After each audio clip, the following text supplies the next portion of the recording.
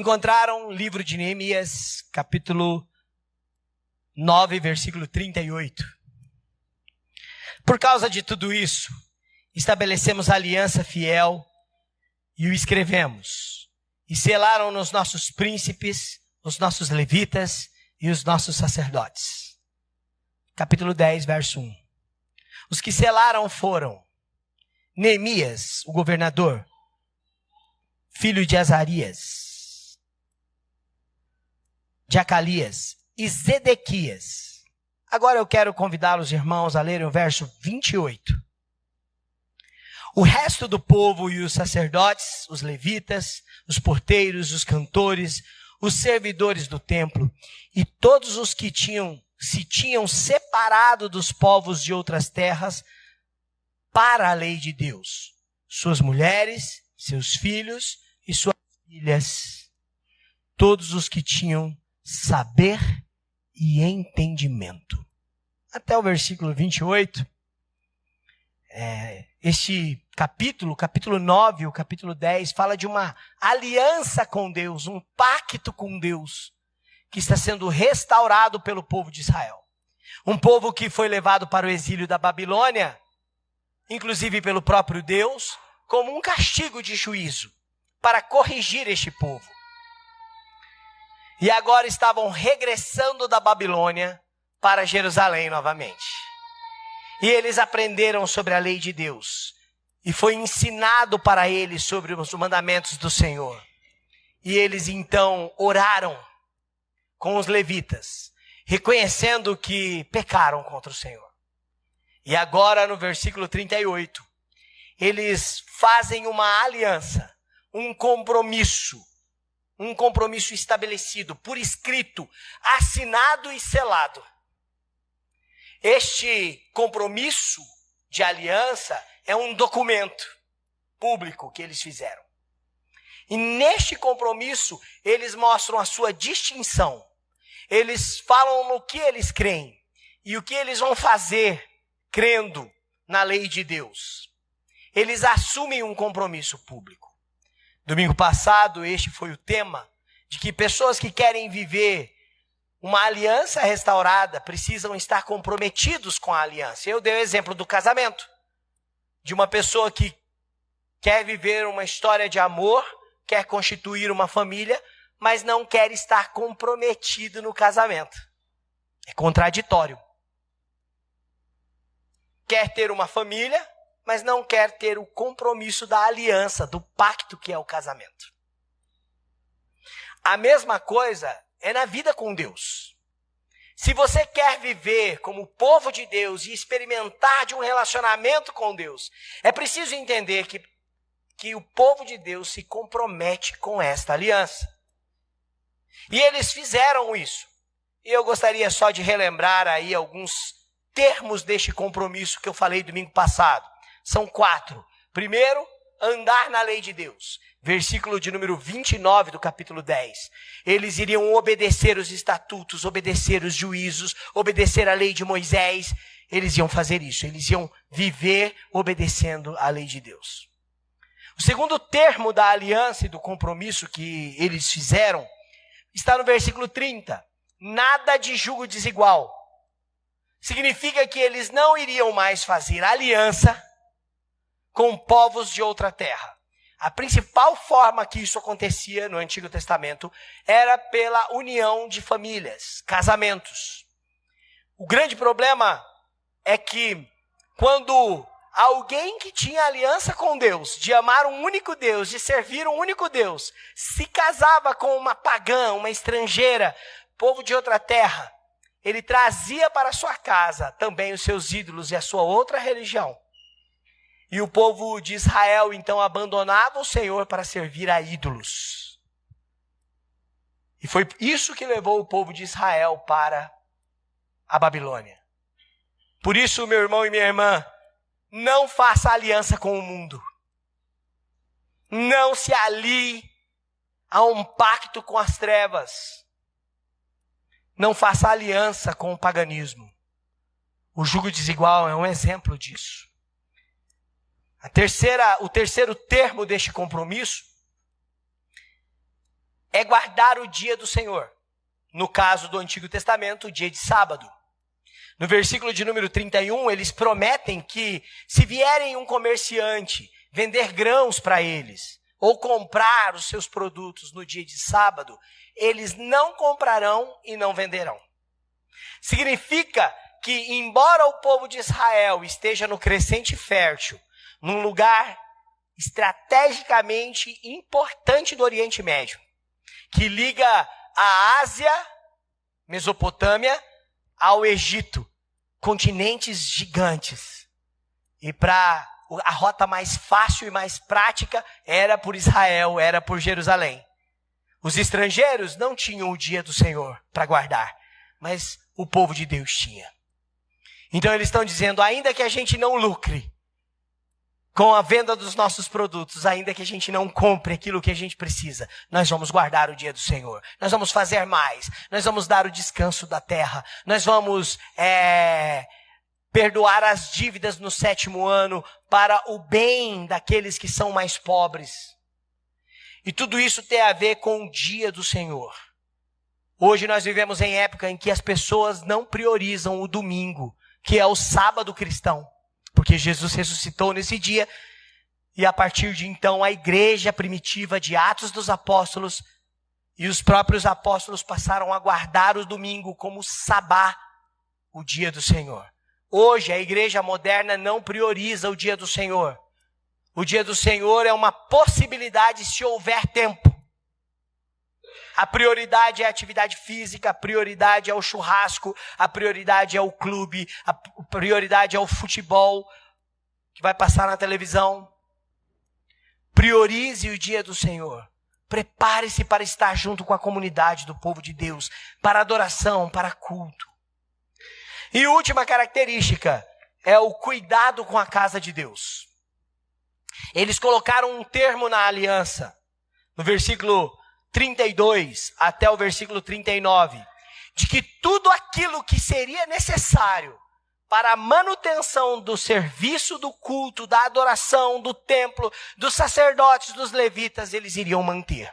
Eles fariam isso com as suas ofertas e com os seus dízimos.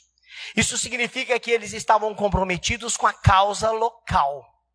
Significava que eles não apenas usufruíam das bênçãos do Senhor, mas eles também participavam em sustentar a causa local.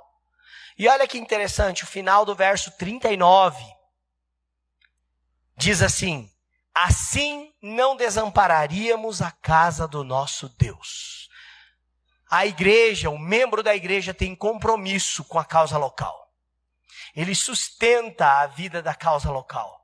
Ele sustenta os obreiros, os missionários, os funcionários, o material didático das crianças, da escola dominical, a conta de água da igreja, de luz, as reformas. Todas essas coisas fazem parte do bom funcionamento da infraestrutura da causa local da igreja. Uma aliança com Deus me faz ser participante dessas coisas e estar comprometido com elas, de uma maneira responsável e de uma maneira que eu não sofra prejuízo. Ou seja, isso faz parte da minha programação de vida. É o que eu estou me programado a viver. Pois bem, irmãos, eu recapitulei o sermão de domingo passado e hoje eu gostaria de encerrar essa exposição de Neemias, falando do ponto 2 deste capítulo. Se o povo de Deus precisa ter um compromisso com a aliança, e eles fazem isso por escrito, a liderança precisa estar comprometida com isso. Os líderes precisam estar comprometidos com o pacto. E observem que na vida da gente também é assim. Por exemplo, o pai e a mãe são os líderes da casa. O pai e a mãe, eles podem exigir que o filho não minta. Isso é muito bom. Ensinar o filho e a criança a não mentir. É um princípio bíblico e os pais devem fazer isso, o pai e a mãe. Mas o que acontece quando o pai e a mãe falam assim, você não pode mentir, mentir é feio, o papai do céu não gosta. Mas toca lá o celular, alguém atende, ou bate alguém na porta, e o pai e a mãe não quer atender, e manda o filho dizer, fala que eu não estou. O pai e a mãe estão dando exemplo sobre o princípio que ele está ensinando? Sobre a aliança que ele está vivendo? Lógico que não. É o mesmo caso da história bíblica que nós estamos acompanhando. Deus tem uma aliança de pertencimento com este povo. É o povo de Deus e esse povo está reagindo a isso. Eles firmam um compromisso. Esse compromisso é por escrito e vai ser assinado. Quem deve ser os primeiros a se comprometerem a cumprir a aliança? Os líderes. O versículo 38 diz que os nossos príncipes, 38 do capítulo 9, tá? Os nossos príncipes, os nossos levitas e os nossos sacerdotes assinaram o livro. Assinaram um pacto. A liderança do povo de Deus foram os primeiros a dar o exemplo. Precisamos aprender a dar o exemplo. Pai, mãe, entendam uma coisa sobre a família da fé. Se você não der o exemplo, vai ficar muito difícil de seus filhos entenderem aquilo que você diz com palavras. Sobre a igreja, sobre a fé, sobre o temor do Senhor, sobre o domingo, sobre oração. A liderança dá o exemplo. Os líderes da igreja devem dar o exemplo. Do que adianta um líder da igreja falar sobre santidade e não ter vida santa? Do que adianta um líder da igreja falar sobre compaixão e agir com impiedade? A liderança deve dar o exemplo. A liderança não está isenta, não está acima de seus deveres. Pelo contrário, porque ela é líder e ocupa uma função, há um agravante maior quando a liderança não cumpre o seu papel. Nós vivemos num país de injustiça por parte da nossa liderança. Lideranças políticas que têm muitas regalias, muitos privilégios, muitas defesas de não sofrerem nenhum tipo de punição da justiça enquanto estão nos seus mandatos. Indultos. Eles têm muitos privilégios, mas demonstram pouca responsabilidade com os seus deveres. E a gente vive um país em crise, não é verdade? A mesma coisa acontece na vida espiritual. Dentro da igreja, se nós que somos homens, e agora eu quero dizer aos maridos, aos pais, negligenciamos o nosso fervor, o nosso amor para com Deus, a nossa vida piedosa, o nosso compromisso com o pacto e com a aliança, nós falhamos no nosso lar. Presbíteros, pastores, líderes religiosos que não cumprem o seu dever. Porque uma liderança que dá exemplo é uma liderança que não se isenta de viver o pacto e o compromisso com Deus. E isso gera influência. Uma liderança que dá o exemplo é uma liderança que influencia. Uma liderança que dá o exemplo é uma liderança que contagia. Uma liderança que dá o exemplo, vivendo um compromisso com Deus, é uma liderança que motiva, que inspira.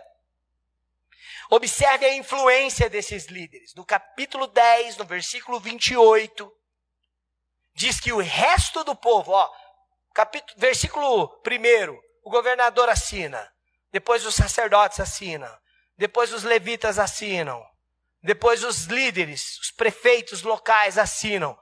E aí no versículo 28, o resto do povo, todo mundo, motivado, instruído, influenciado pela liderança que dá o exemplo, também adere ao pacto e ao compromisso.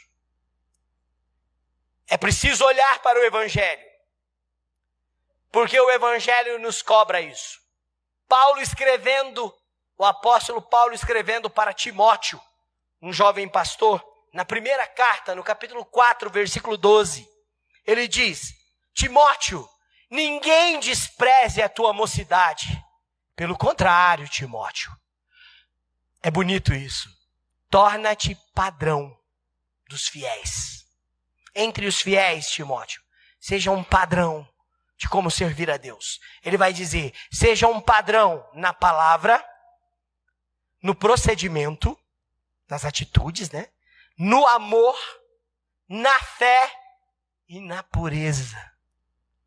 Timóteo foi desafiado a ser um padrão entre os fiéis. Versículo 16 de 1 Timóteo 4, Paulo continua: tem cuidado de ti mesmo e da doutrina. Continua nestes deveres, porque fazendo assim salvarás tanto a ti mesmo como aos seus ouvintes. É preciso dar o exemplo. No versículo 1 do capítulo 10, Neemias, o governador, que foi responsável pela reconstrução do muro, pela reconstrução do templo, pela repovoação da cidade, pelos cargos e funções dos sacerdotes, por dar espaço a Esdras ensinar a lei de Deus, que era um escriba. Neemias é o primeiro, no versículo 1, a assinar o tratado de confissão de fé, de que temos um compromisso com Deus e com a lei de Deus. Neemias aqui aponta para Cristo, é um tipo de Cristo no Antigo Testamento. Porque Neemias é alguém que está comprometido com a vontade de Deus, como Jesus. E eu quero convidar você a olhar para Cristo. Porque na aliança que Deus fez com o seu povo, para a salvação e perdão dos pecados, Cristo se comprometeu até a morte, e morte de cruz. Ele nos deu o exemplo. E ele ensina isso para nós, os seus seguidores. No Evangelho de São João, no capítulo 13, a partir do verso 15 até o verso 17, nós temos Jesus no cenáculo, lavando os pés dos discípulos. Lembram dessa história de Páscoa? E quando Jesus lava os pés e enxuga com uma toalha, o que Jesus diz para eles? Ele diz assim, João 13, a partir do versículo 15. Porque eu vos dei o exemplo, para que como eu vos fiz, façais vós também. O versículo 16, Jesus diz: em verdade vos digo, que o servo não é maior do que o seu senhor, nem o enviado maior do que aquele que enviou. Ora, se sabeis essas coisas, bem-aventurados sois, se vocês praticarem. Como eu fiz, façais vós também. O servo não é maior que o Senhor. Jesus está falando dele, ele é o Senhor, nós somos os servos.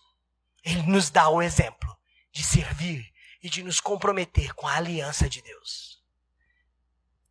Que você siga a liderança de Cristo na sua vida. A liderança de Cristo é a liderança do exemplo. Ele nos motiva a viver a aliança. Se você é o chefe da sua família, siga a liderança de Cristo. Para que sua esposa, seu filho, siga a Cristo com você.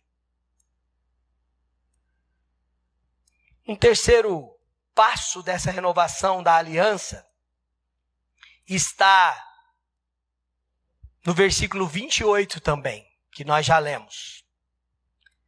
Um compromisso de santidade e compreensão.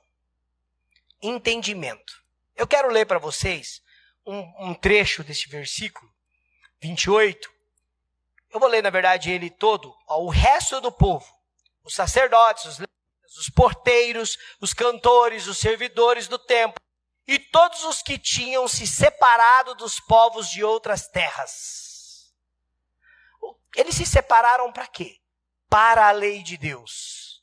Suas mulheres, seus filhos, suas filhas, todos que tinham saber e todos que tinham entendimento. Se você quer experimentar da restauração de Deus, de pertencimento a Ele como povo de Deus, entenda uma coisa. É preciso estar comprometido com santidade e entendimento, compreensão. O versículo 28 diz que o resto do povo, ou seja, todos os que se tinham separado de outras terras. Olha, eles se separaram de outras nações, eles se separaram de outros povos. O que isso significa?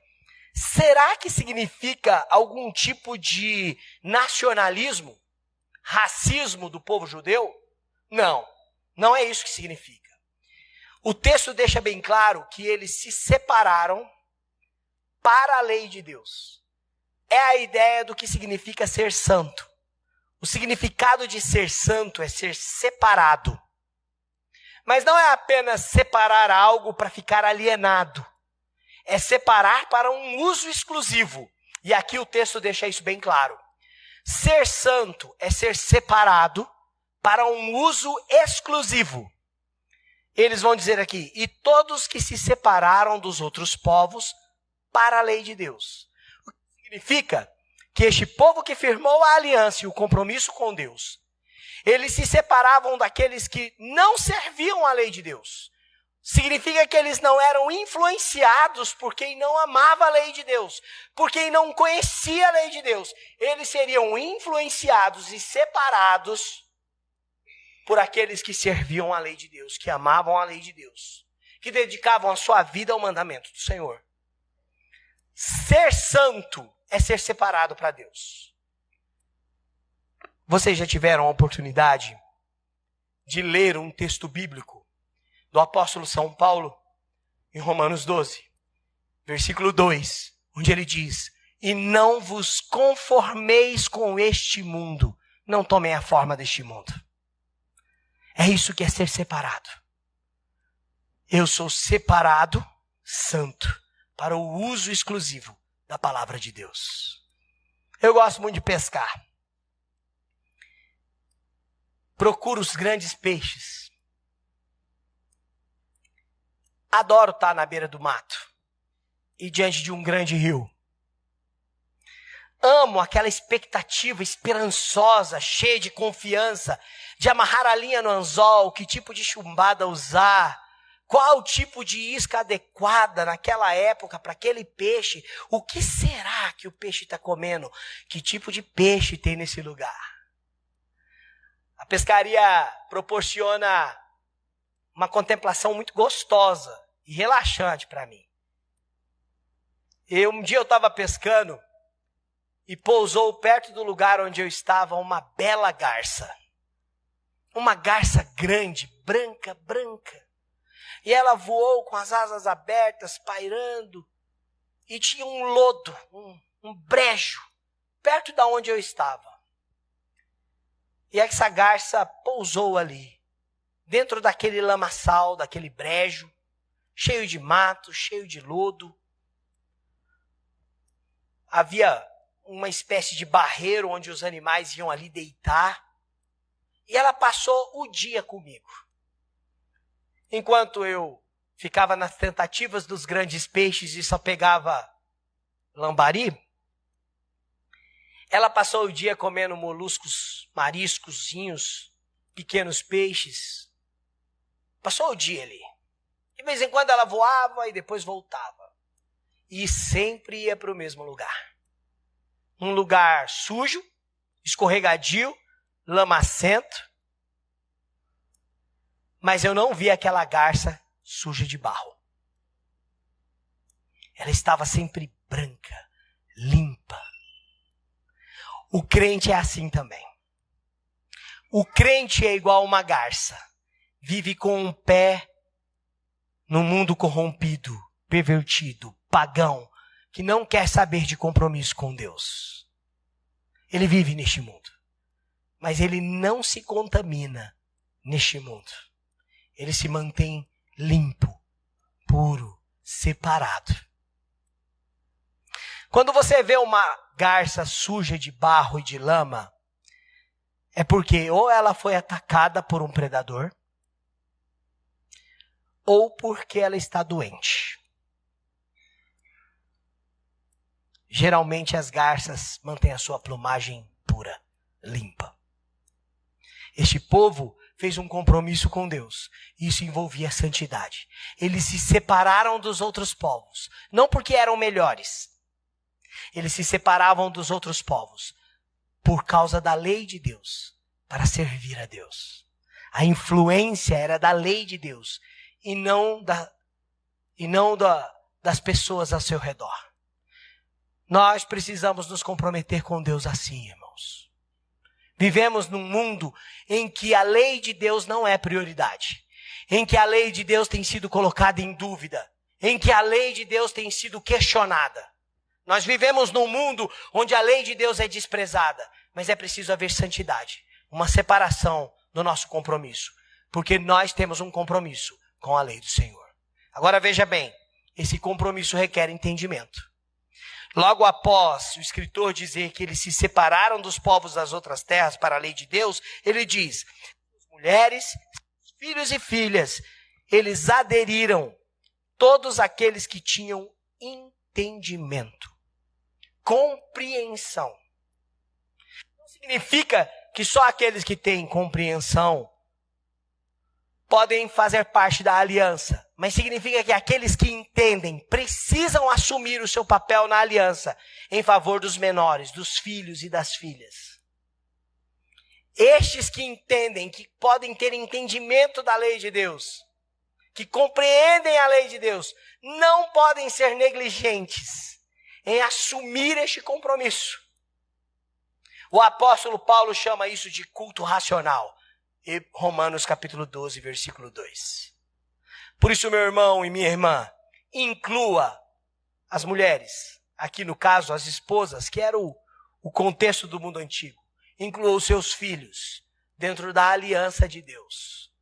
Se você tem entendimento da lei do Senhor, não deixe a sua família de fora. Leve a sua família para este envolvimento de compreensão. Eu quero concluir dizendo que um compromisso com Deus é algo primordial, importante. Nos leva a viver uma aliança de pertencimento ao Senhor. Nos leva a tomar posicionamentos e seguir a liderança de Cristo, que nos leva à obediência, que nos dá o exemplo e que nos faz separados de um mundo mau, para com o nosso raciocínio de entendimento, sirvamos a um Deus vivo. Eu espero que Deus mova a nossa vida como igreja para esse tipo de compromisso. Sabe por quê? Esse tipo de compromisso produz avivamento verdadeiro. Esse tipo de compromisso produz vida cristã verdadeira e não apenas religiosidade. Ei, pessoal! Quer continuar assistindo os nossos vídeos? Clique aqui e você vai ter acesso em outros vídeos. Mas também se inscreva no nosso canal, tá bom? Acione o sininho e compartilhe com outras pessoas.